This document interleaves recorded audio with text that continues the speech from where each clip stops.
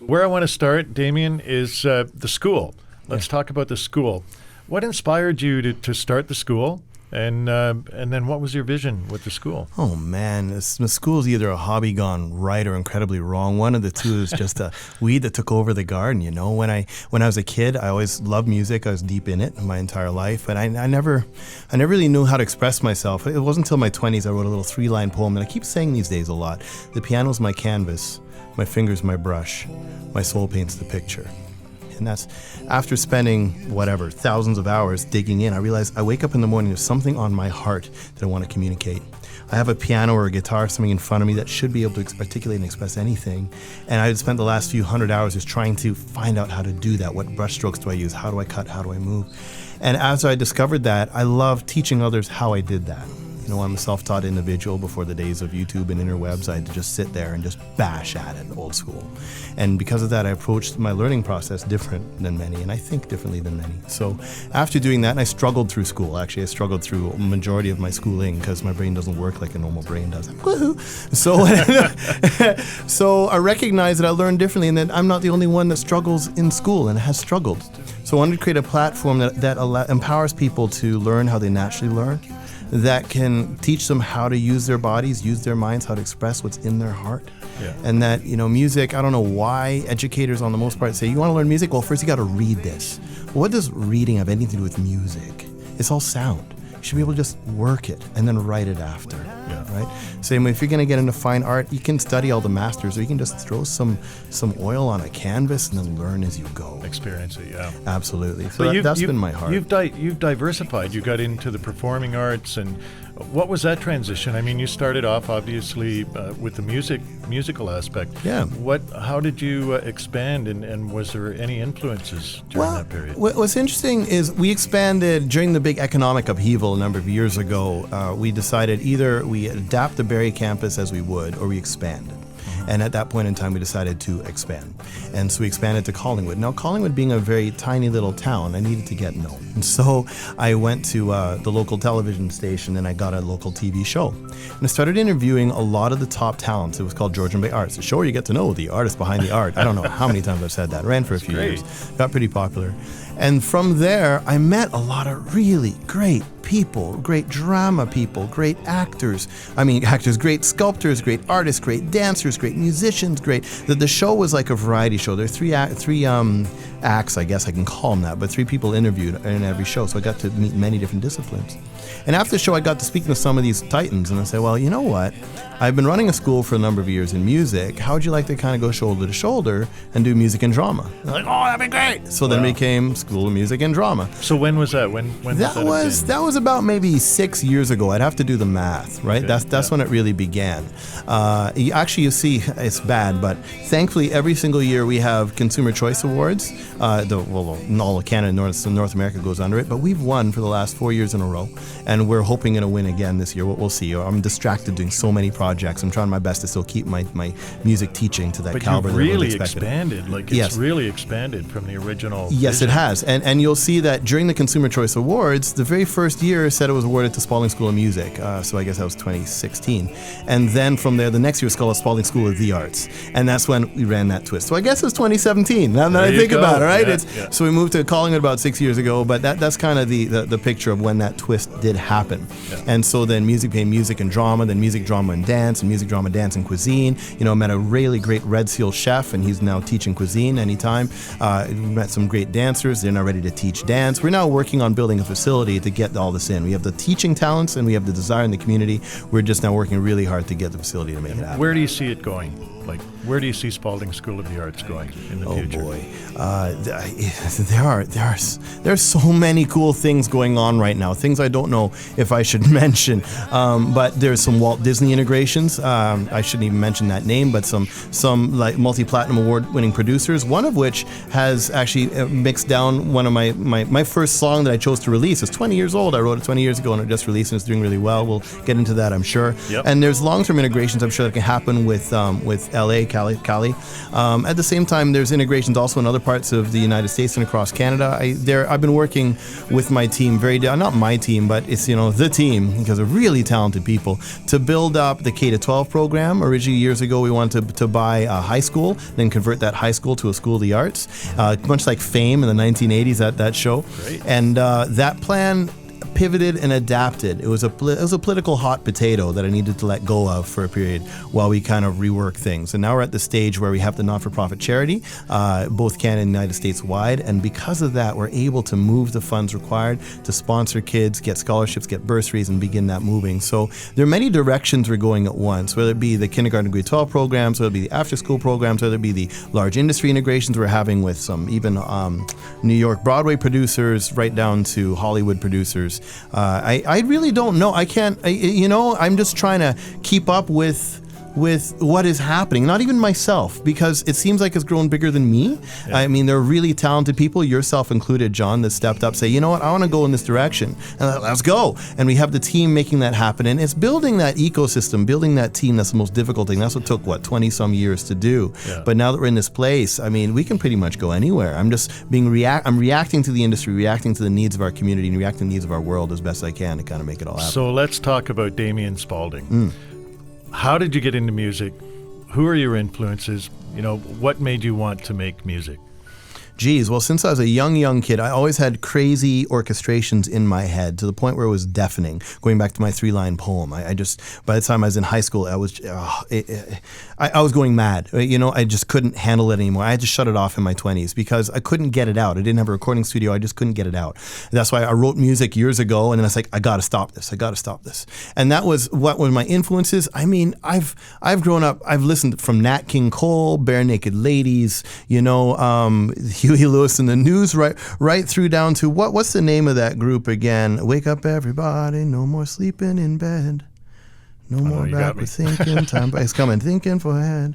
The world has changed so very much from what it used to be. Harold Melvin and the Blue Notes, right? Great, yeah. And that song, in essence, was an anthem of my life for many years. I can't tell you the number of times I spun that LP, man. Just sitting on my dad built these speakers, and that's what really made me a musician. I think Sonny Forrest has been calling you. I know. His dad was in that band. In the band, exactly. Yeah. It was like this weird reunion. I'm like, that's the first thing I said. Sonny, your dad was so instrumental in my life. Great because there's a whole verse, wake up all the teachers, time to teach a new way. Wake up all the teachers, time to teach a new way. The whole Motown era, Smokey Robinson. Great era. So that song was an anthem for me, and it's like, well, I'm going to build a school that teaches a new way. Nice. I'm going to hopefully wake up our community and just start making community, start doing things that normally aren't done, putting myself out there, putting risk out there. I'm sure people want to bring me down while I'm trying to lift things up, and there are other people trying to lift me up. But it's a team effort, right? And totally. That's as we put our best foot forward, we'll continue to do great things hopefully together. But that's kind of, hopefully I answered your question I think so. Where I came from, And I could ask more, but let's talk about your new song. Holy is Your Name. Yes. It's a beautiful song. You said, I think you said you wrote it 20 years ago, and you just finally, got it produced with one of the best producers in the world. I know, Michael it's Jack. such a pleasure working with Michael Jack. Yeah. He's just a superstar. Explain that experience. Oh my goodness. Well, I wrote the thing years ago. It was like an earwig. I know I got a decent tune when it just cannot leave me. And I had the thing built up to the point where once again it was deafening. There's an artist, the artist formerly known as, I think, Prince is what he called himself. Yeah. It was his real name. I think it was him that I'm quoting right now. And he said he knows it's time to cut a new album when the music is so loud in your head it's deafening. Right? Yeah. And I've had that many, many times in my life. And so that was one of the songs where it was just banging in my head and I just couldn't get it out. And I wrote it, built it, had a group sing it, but then I retired it for a time. And I just continued to teach. I love teaching. I love imparting the skills that I have and seeing the best occur in the lives of others. That's always been my heart. I'm not the kind of guy. For 20 years I struggled with, hey, everyone, listen to me sing at this venue. Watch me. I'm not that guy, I had that when I was in high high school. I was a big celebrity kind of kid in high school. Everyone knew me and blah, blah, blah. And it's like by the time that was done, it's like I just want to kind of disappear. I just want to be me. It was 20 years ago when I decided, or a little bit more than that, when I decided, should I do the industry or not? I asked myself a couple questions. One, did I want to sing the same 6 songs in 20 countries in 12 months or whatever? And the answer was like, no. And then also, it's like in that self-promotion thing, I just couldn't. So I then said, let's just put that aside. Let me teach others, because I knew how to do it. Let's just teach others how to do it. And it just so happened, what I started working with a good friend of mine, Zeus Settles, down in California. He's worked with some really big titans, Andrew Lane, a multi-award-winning platinum fellow, and as well I've known Michael Jack, because Michael Jack was on my television show years ago. Right. And so I put all this stuff together, and I said, Zeus, I wrote this song years ago. What do you think of it? And he said, and I played it for him, a little viral something. Beautiful song. Glad you like it, man. And he liked it. It's like it's a decent hook. It's like he'd love to hear it done. So that began the journey of me stepping up and making that happen. And what ended up happening is, believe it or not, this cut was an excuse for me to learn new software. I've been working with one digital audio workstation for decades now, the industry standard out there. It's changed. Yep. It's changed so much. Absolutely. And I decided to try a different platform that's gotten very popular. Those in the industry know exactly what I'm talking about. And so I thought I'd try this new platform. And I started digging into this platform, and I said, well, I need an excuse to learn it. So I months ago, as a request of Zeus, or a thought of Zeus, I tracked in a buddy studio, Robert Briggs. And I just, because it was so luxurious when you have another engineer, I don't have to hit F12, run back to the mic, go, and then hit space. Yeah. And just to have him in the back. And Michael's amazing. Yes, exactly. So I tracked it with Robert Briggs, made that happen, and then Robert Briggs sent me stems, and I took those stems into my DAW, and I started working them and massaging it, and I got to the point where I was almost there, but there's other things I needed to do for other projects that I've been running. The Canadian Invasion, if you go to canadianinvasion.tv, you'll see the project that I've been recently uplifting right now over the last number of months. Right. And so while doing that, then I mixed this thing down, but I didn't get all the way, and that's when I said, Michael, dude, I said, can you take this little thing? And I said, I'm not expecting much, but can you just take it? Yeah, I got a pig. Can you put lipstick on the pig? That's really it. I don't radio play it. He's good at that. Yeah, I know. And he heard the song, and I think he fell in love with the song, not necessarily for the song, but the challenge. Oh no, the vocal is like it's just so rich. What a great voice. Yeah, you don't have to pay me for that. Yeah. Seriously, it's beautiful. No, I appreciate that, man. But he heard it, and the tonalities in it, he enjoyed it, but I think he's up for the challenge to take this little pig and turn it into a supermodel, and that's exactly what he did. He put lipstick on it, then mascara, then started chiseling it. And at the end of like a week, he came back with this take. I'm like, shoot, I gotta do something with this now, right? Yeah, he really, because it was a 3-hour take, man. It wasn't anything really to finish, and he finished it. Brilliant man. So thankfully, because of him, now I said, well, let's go. And thankfully because of you, I learned how to release it properly, how to walk through those modes and all those models. We're still working on that. And we're still working on that, yes. Yeah. And then now we're getting, thankfully, I'm now top in Reverb Nation. That's often where it first starts, right? Excellent. Yeah. So for the last almost month, I've been now number 1 in Toronto, number 11 across Canada, number 33 now in the world, and that floored me when I jumped from 69 to 33 in like a week. I'm like, oh my gosh, where's this thing gonna go? It's a great song. I appreciate it. Really, from my years programming radio and hearing tunes, it's hard to pick a song and know what people are going to like. I remember when Debbie Boone came out with You Light Up My Life, and at that time it was Aerosmith and Led Zeppelin, and then this like sleeper song came out and went number 1. So it's very, very hard to predict. I can see this song moving up the Billboard charts and people taking a great interest in it. And it's a good example for the students at the school. It's like the guy who started the school now is leading the way.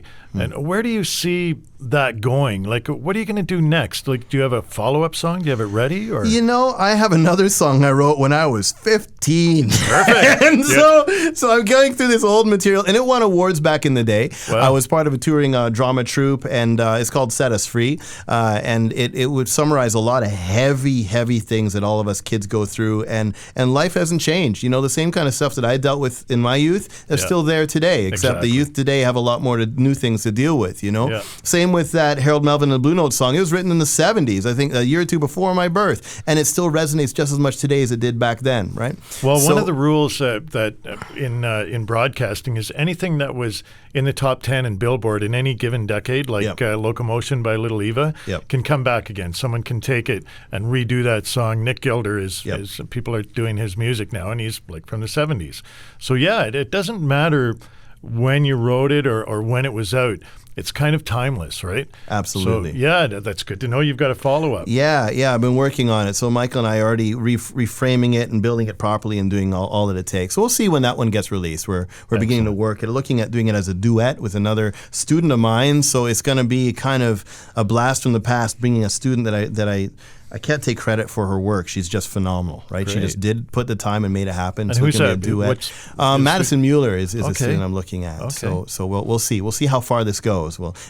She's already popular. She's played on 500 radio stations worldwide. She's well celebrated. Won not Junos. Which one did she win? She won Josie Awards twice, 2 years in a row, which is pretty phenomenal down in Tennessee. Yeah. So it's cool seeing her grow and continue to nurture that growth, and having her now kind of sing with me. It's just one of those kind of cool nostalgic things. It's fun. Well, there's a great focus on the school, and the schools right now, teachers are having a hard time. Obviously, we're not on strike. But there seems to be a great focus on the school, and it's great to see you lead the way with your music and the performing, everything. I think what's happening is the world now is focusing on Spaulding School of the Arts. What would you attribute that to? I think it's just time. It's when we went to build the big initiative with the Central School of the Arts, when that was first started to buy Central High School and turn that into something, the entire community resonated. Because in Canada, at least, the arts have just been continually gutted. What I find really interesting about the arts is that it teaches a balanced brain. It's proven that artists tend to succeed more in life, especially performance arts. And in this world, when I was a kid, the jobs we looked towards were like the lawyers, the doctors, the pharmacists, the human computers that can know all the pharmacia and connect you to the right thing, or know all the disease states and connect you to the right thing, or the accountant that can look at a multi-million-dollar general ledger and find a penny. But the truth is, the day and age we live in, especially with artificial intelligence coming, computers can do that faster and better than us. Yes. And here we are equipping our kids for these human computing jobs, and really those jobs are walking towards obsolescence. IBM has a supercomputer, Watson, who won Jeopardy years ago, is now dispensing medicine as a doctor in Africa. Yeah. So even high professional white-collar work is now finding competition. There seems to be a switch. You can tell a computer how to find a penny in a general ledger, but try to tell a computer to build a marketing plan that hits single parents 25 to 28 that might be liking the soup. It doesn't know how to do that. Yeah. And that's where we can really grow. And that's, I think, we are coming to a day and age of the arts. The art school that I'm doing is not only going to be arts, but it'll be everything. I mean, I teach math and science. I have so many students I help. They come to my studio for music instruction or drama instruction or something like that. I end up teaching them how to do better in math. Oh, totally. I think we talked about that, the Fibonacci sequence. Yes. For every color, there's a music note, and vice versa, and it's all math. Absolutely. So all those analytical things, when you teach them in a different way, often I say you take a class and you're teaching fractions. 1/2 equals 1/2. 1/4 equals 1/4. A percentage of the class, about a third of the class, will get it, and another third will not get it. How can 4 be less than 2 when 4 is a bigger number? And they'll tend to fail that class because they're the kind of kids that need an apple and a knife. And you give them an apple, you give them a knife, you cut that apple in half, and now you got two halves. You cut it again, and now you got quarters, right? Yeah. So if I took that same class, and I said, okay, class, we're going to learn fractions, I'm going to give you all an apple and a knife. Those that would get in the 100%, seeing 1/4, will all of a sudden fail as soon as they get the apple and the knife. Yeah. And then and it's inverted, right? And so to make a long story short, as you change the way it's taught and you reach the student the way they need to be reached, you can hit any process, whether it be highly analytical or highly creative, and touch that life. I write software. I write artificial intelligence partly as my living. I write high-level crazy software. And you wouldn't think a musician is writing algorithms, but music is a form of an algorithm. Totally. And the highly analytical, I'm also a trained massage massage therapist, so I have the first few years of med in my head, right? So every splankology, osteology, histology, cytology, all those ologies are in me. And I'm comparing my knowledge of all the ologies, splankology and so on and so forth, and the knowledge of all the crazy methods and systems of C#.NET architecture when I'm dealing with object-oriented projects and all that kind of processes. And then I compare that with Lydian diminished whatevers and minor ninths and augmenteds, blah, blah, blah in music. It's all the same mentality. Mm-hmm. Yeah. Yet we take a look at computers, computer programmers, you hold them in one mindset, and the musician has another mindset. But it's all the same. And as long as you work towards excellence in any career, there's always terminology you need to get over, and the same kind of sophisticated mechanical interconnects that needs to be done. And that's why we teach, and how we teach the way we do. But that's the difference with the school is most schools you've got, and I taught, in the school system, grade 6, and you've got to follow a curriculum. And Yes. it's very, very strict. Yes. And I think what's really good about Spaulding School of the Arts is that you're free to approach your curriculum in your own way. Would you agree with Absolutely. that? There's a very popular thing that tends to happen in the homeschooling world. It's called unschooling, where we are all naturally wanting to learn. We as kids, we are born inquisitive. We drive our parents crazy when we're 4 and 6 years old. Why is the sky blue? How do birds fly? Why is snow white? How does snow fall so slowly? What is it? We just ask all these questions. And then she's like, stop asking me questions. It's like, well, you want to learn. But then somewhere you go to school and we learn, no, learning is boring. School means you got to read this book and then you got to write it down and you got to get the right answer, what the teacher expects. And if not, you're stupid and you failed. And so then we don't want to learn anymore. It doesn't make any sense. Yeah. So if you keep putting the child or the child to adult, a 88-year-old child, say, you're responsible for your own learning curve. You want to get into quantum physics? Well, let's study the infinitely small together. What is it about quantum physics you like? Is it the mathematics? Is it the theoretical science about it? And then we're going to walk through that journey. And all of a sudden, the journey to knowledge stays exciting. Right? Well, they're inspired then. Yeah, Absolutely. They get very, very inspired. And that there's way. still a curriculum that needs to be followed. But what's really interesting, how I think about it, is I can fail a class in high school. And I can take summer school in a month and a half and get a credit. So why is it taking me 6 months in the winter? Even if I took 4 courses together, that's like 4 or 5.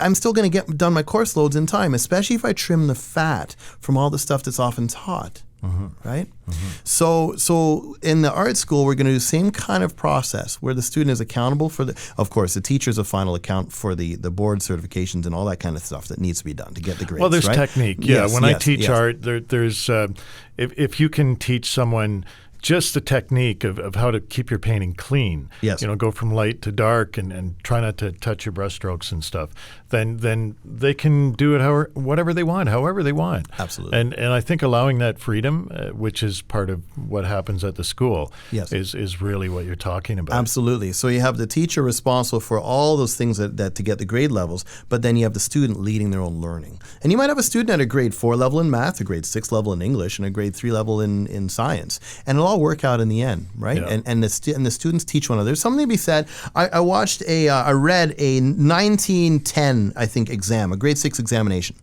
And it blew my mind when I read a math question. Your grandfather's buying a new farm. If the farm was $100,000, figure out, amortize a mortgage over 20 years and we'll show your interest and show the work. I mean, they're realtors. I don't know how to do that without a calculator. There's charts for that, yeah. I know, Yeah. but these kids were expected to compute that. Yeah. And these were kids that were brought up in a farmhouse with one teacher and 8 grades all kids cross teaching one another. Somewhere we've lost that. Yes. And the grade 3s pick on the grade 2s, and grade 2s pick on the grade 1s, and we're on this monoculture, monograde, and the best way to learn something is to teach it. Yeah. So even when you get a mentorship role model going, it just kids learn better. Or you get someone who's 50 years old and says, "Oh, I'm too old to learn piano or paint," and that's totally wrong. You're never too old. I learned guitar in 30 days, self-taught. I learned Yeah. piano in 8 months. And I don't think I'm a crazy genius. Yeah. It's just that I packed at it. And if I had a teacher, kind of like what I do for my students, it would have been a lot faster, right? Yeah. What's your favorite right. instrument? Oh my gosh, I hate that question. Because it's like every emotion has The piano. A piano's like Linus's blanket. It just coats you. You got 88 keys, if not more, if you get a nice Burschendorfer, grand piano. But there's some intimacy though about guitar. It's flesh on string on wood. You just can't get out of piano because you're separated by a hammer. You can create a feeling with it. But then you get like a trumpet in like a church, some big vaulted ceiling cathedral, and you blow that thing and you hear the reverberation. That's something neither piano nor guitar can give you. Right. Or leaning up against a tree on a rainy day in the summertime playing flute. My gosh, it's just, so I find that everything has its character. Yes. I think if you when I'm in my studio and I'm surrounded by instruments, because I can play just about anything, and so I'm surrounded by just about anything. If I can afford it, I can try to get it. But I tend to sit at the piano first because the versatility is there. I can work all these harmonic layers without worrying about orchestrally layering things or doing manual multi But you prefer guitar. Oh geez, no. You see, they're cousins, man. They're cousins. They are. It really depends on a guitar on a dock with a setting sun. Come on. Yeah. Like, very come romantic. on. Very romantic. Right? Totally. Yes. Yeah. But at the same time, candlelight to piano. It's where am I at this moment in time? There's the saxophone, the resonance, there's just an edge to sax. I used to think even bass as being a boring thing. You sit there going boom, boom. But then when you get into bass, you get it walking, you get it transiting, you're getting like the holy is what? Holy is your name. Holy is your name. I forgot the name of my own I know song. that song. Yeah. Jeez, man. but Holy is your name has a cool walking bass line and it kind of moves in time. It's just so much fun to write that. Basically, everything has to follow the drums and the bass, and once you've got that down, then everything has to follow that. So it's pretty romantic. And it's interesting because that song was written guitar first, right? I felt this pocket, I sat in that pocket, and then from there I built the melody, and from there I heard the bass line, heard everything come to life, right?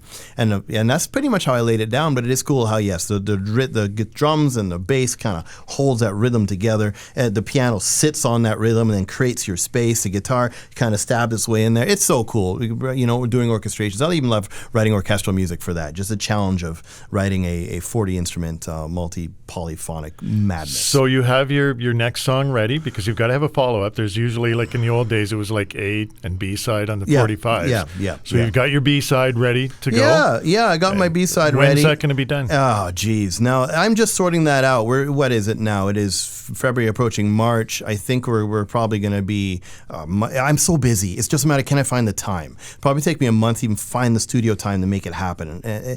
Last weekend, I wrote a song in an hour and a half, fully produced, just done, right? So it doesn't take me long, and it's fairly decent. Made a lot of people cry, so it's not bad, eh? It was horrific, like dogs bark. No, but it's quick to write it. It just needs a time to finesse it, and I'm dealing with so many projects. It's hard to. This one waited 20 years. I promise the last one waited 20 years. I promise this one's not going to be 20 years. Okay, because I'm going to bug you about it. All right. We'll get it out. Hopefully, if I can find the time, I'll probably throw it out in the summertime. That'll work. Okay, if we can make that happen. But I got to move things out of the way to make that happen. We'll see as we go. Is there anything else you want to add in our Directions interview? I think new talk show at Spaulding School of the Arts. Directions.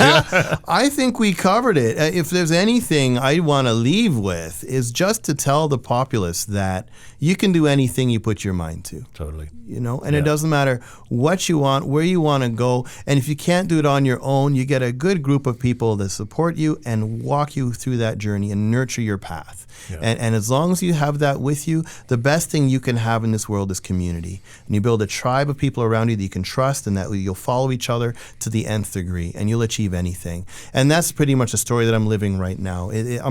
My so-called success wouldn't be my here if it wasn't for the likes of you, likes of Zeus, likes of Andrew Lane, likes of Michael Jack. I can start name dropping till the cows come home. All those that have invested in me to continue to lead this pack the way I've been leading it, you know, and often they lead me in the right ways, and it's a beautiful thing, and there's no greater thing I like to be a part of. Well, what a wonderful example you're setting for the students, and great message. I thank you so much for our interview. Thank you. Thank you, John.